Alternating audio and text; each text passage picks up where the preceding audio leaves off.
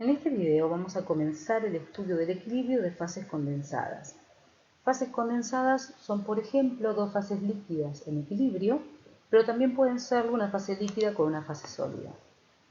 Iniciando entonces con el equilibrio líquido-líquido, nuestros objetivos serán comprender por qué ocurre la separación de fases líquido-líquido, diferenciándola del caso, por ejemplo, de las mezclas gaseosas, que eran espontáneas en cualquier composición, desarrollar las ecuaciones termodinámicas que relacionan las propiedades de las dos fases en equilibrio y, posteriormente, aprender a calcular las composiciones y cantidades relativas de las fases involucradas en los equilibrios líquido-líquido. Si estamos en un sistema en equilibrio, un sistema bicomponente, a temperatura y presiones fijas, diremos que está el sistema en equilibrio si se cumple que el diferencial de la energía libre de Gibbs a esa temperatura y presión es igual a cero. Si nosotros tenemos, por ejemplo, nitrobenceno puro y a eso lo mezclamos con agua pura, lo que vamos a obtener son dos fases líquidas, alfa y beta. Alfa, que va a ser nitrobenceno prácticamente puro con trazas de agua, y beta, que será agua con trazas de nitrobenceno. A estos sistemas se separan evidentemente en dos fases y son líquidos inmiscibles. Los líquidos inmiscibles no son fases separadas exactamente puras, pero sí son casi puras, y por eso decimos que uno contiene trazas del otro. Nuevamente, estudiamos el estado de equilibrio para un sistema bicomponente a temperatura y presión constantes. Si el sistema, sea cual sea, se encuentra en equilibrio, debe cumplirse que el diferencial de la energía libre de Gibbs a temperatura y presión constante es igual a cero. Ahora el sistema que vamos a estudiar va a ser una mezcla de tolueno puro y de benceno puro. Mezclamos estos dos y obtenemos una solución de benceno-tolueno, es decir, una sola fase líquida. Líquidos como estos se denominan líquidos completamente miscibles. Que sean completamente miscibles implica que son mezclas que forman una solución en cualquier proporción. Para ello, el delta G de mezcla tendrá que ser menor a cero y una representación del delta G de mezcla versus la fracción molar de uno de los componentes tendrá que ser siempre menor a cero, representado como la figura que se ve en el video, y a las temperaturas y presión dadas el sistema será estable cuando se encuentre un mínimo en G. Estudiemos ahora un tercer sistema bicomponente, estableciendo la condición de equilibrio, nuevamente, diferencial de G a temperatura y presión igual a cero. Mezclamos fenol puro en esta ocasión con agua pura y lo que obtenemos es una mezcla en donde encontramos una fase alfa, que es una solución de agua en fenol, y una fase beta, que es una solución de fenol en agua. Es decir, tenemos dos fases líquidas, alfa y beta. La diferencia fundamental entre este tipo de sistemas, donde se llaman líquidos parcialmente miscibles, y los líquidos inmiscibles, es que estas fases alfa y beta no contienen trazas de un componente en el otro, sino que son soluciones de concentración apreciable. Como siempre, el delta G de mezcla tendrá que ser menor a cero para que se forme este tipo de mezclas, y la representación del delta G de mezcla versus composición será negativa en todas las composiciones, pero verán aquí que tiene una peculiaridad. Para que una mezcla líquida se separe en dos fases líquidas, debe disminuir su G. Y esa disminución de G generada por la separación de las fases líquidas tiene que ver con esta diferencia entre la zona de curvatura y la recta que está formándose por los puntos alfa y beta, como vamos a ver en la diapositiva siguiente. Continuemos entonces analizando una mezcla de líquidos que forman un equilibrio líquido-líquido. Vamos a representar el delta G de mezcla versus composición global del sistema y temperatura versus composición global del sistema. Supongamos que tenemos una mezcla de una sustancia 1 y una sustancia 2 a una temperatura 1 y una presión P, cuyo delta G de mezcla está representado por la curva verde discontinua que ustedes ven en pantalla. Entonces tenemos delta G de mezcla versus composición global del sistema. También aprovechamos y trazamos la isoterma T1 en la gráfica de temperatura versus composición.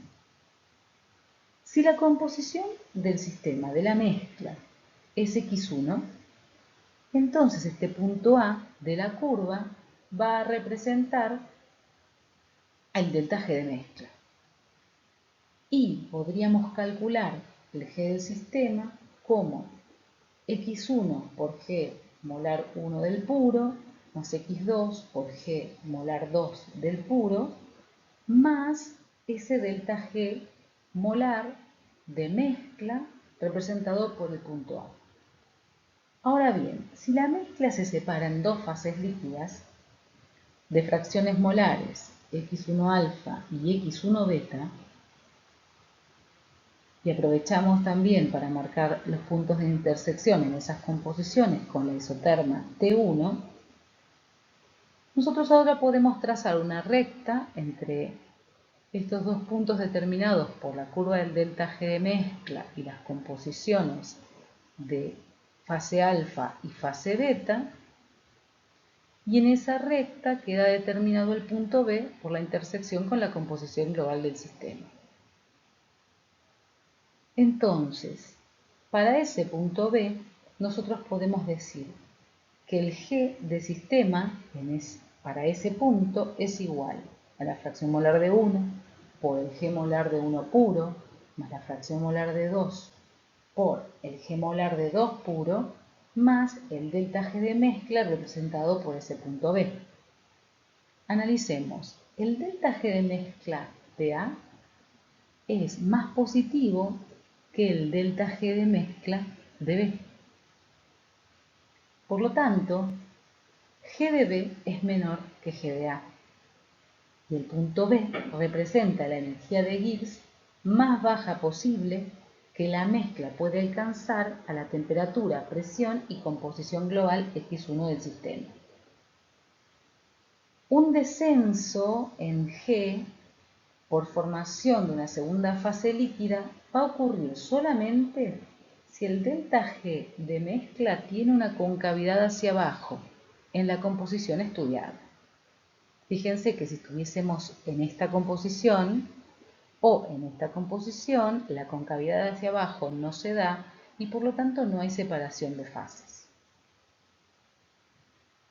Por fin, tenemos la representación de la temperatura versus composición con esta curva negra discontinua que en realidad estamos imponiendo porque para poder trazarla deberíamos tener datos de las composiciones de la fase alfa y la fase beta a distintas temperaturas. Sigamos analizando la gráfica anterior.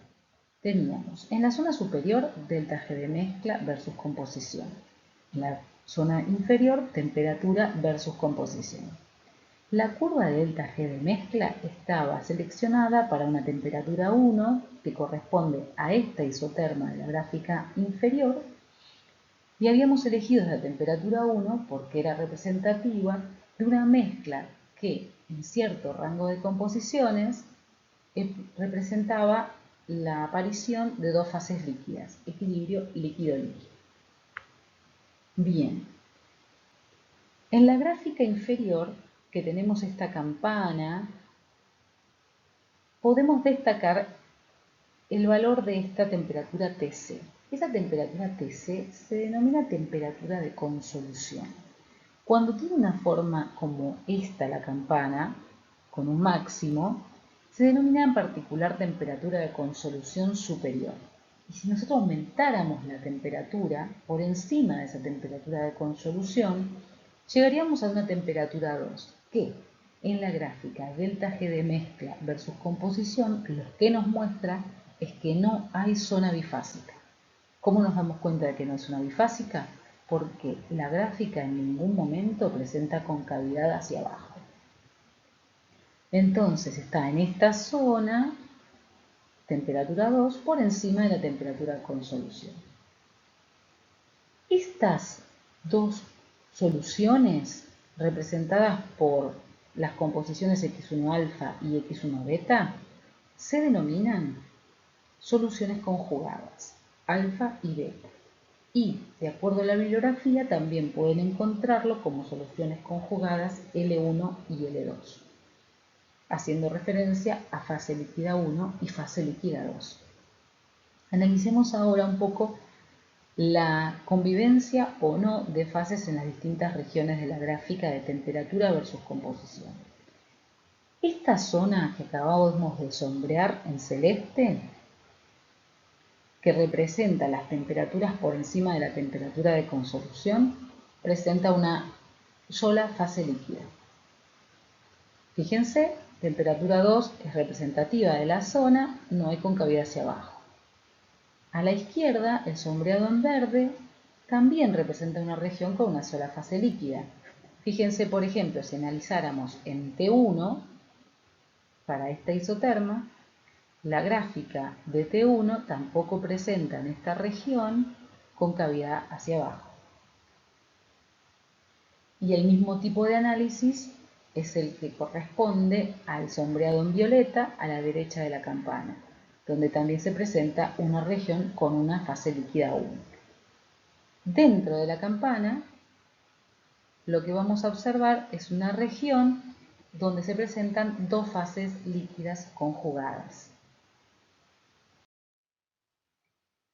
Si nosotros queremos escribir el G del sistema en una mezcla, lo que hacemos, al igual que hacíamos, por ejemplo, en equilibrio líquido-vapor, el G del sistema será fracción molar del componente 1 por el potencial químico del componente 1 más la fracción molar del componente 2 por el potencial químico del componente 2. Si nosotros además cambiamos, escribimos potencial químico de cada componente como potencial químico del puro más RT por logaritmo de su fracción molar por el coeficiente de actividad de Raoult, obtenemos una expresión como la que se observa acá, donde el primer término, en realidad el primer paréntesis, va a agrupar la contribución de los puros al G del sistema. Lo llamamos G ideal. Y luego todo el resto de términos representa el delta G de mezcla real, siendo esta agrupación que se señala aquí el término entrópico o de mezcla que corresponde al delta G de mezcla ideal, y el siguiente la medida de la desviación de la idealidad, es decir, el G en exceso.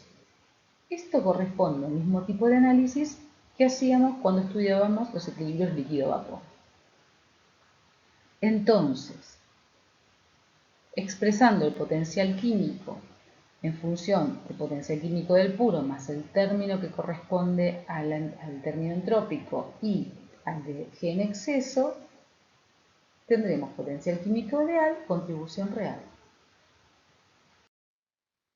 Si analizamos un poco más ahora la gráfica del delta G de mezcla versus composición a una temperatura en la cual se presenta separación de fases líquidas, podemos decir que matemáticamente la concavidad hacia abajo de la curva del delta G de mezcla implica que existe una región donde la derivada segunda del delta G de mezcla respecto de la composición es menor a cero, o lo que es lo mismo que la derivada segunda del G del sistema respecto de la composición es menor a cero. Si ahora nosotros consideramos la expresión que habíamos obtenido para el G del sistema, considerando las desviaciones del sistema y expresándolo según el G en exceso, y reemplazando esta expresión que obtuvimos en la derivada segunda, Y operando, podríamos llegar a una expresión como la que está escrita aquí, donde se relaciona la derivada segunda del gen exceso respecto de la composición con la relación de composiciones, posponiendo una restricción a que esta relación tiene que ser menor a cero. Si además nosotros modelamos según el modelo de Margules, que es un modelo simple, la restricción se reduce a que para que ocurra este equilibrio líquido-líquido, esta concavidad hacia abajo, la constante de Margules sobre RT tiene que ser mayor a 2.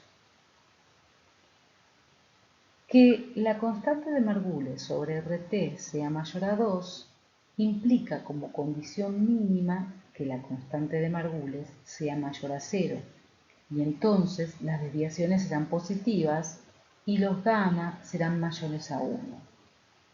La conclusión principal de esta diapositiva es que un sistema donde se presenta una separación de fases por equilibrio líquido-líquido solo puede presentar desviaciones positivas. La derivación, el caso particular de la aplicación de Margules, solamente fue de manera ilustrativa para que ustedes tengan una idea de cómo se llega a esta restricción. No se pretende que lo memoricen, pero sí que tengan en cuenta que las desviaciones positivas son las que hacen posible el equilibrio líquido-líquido.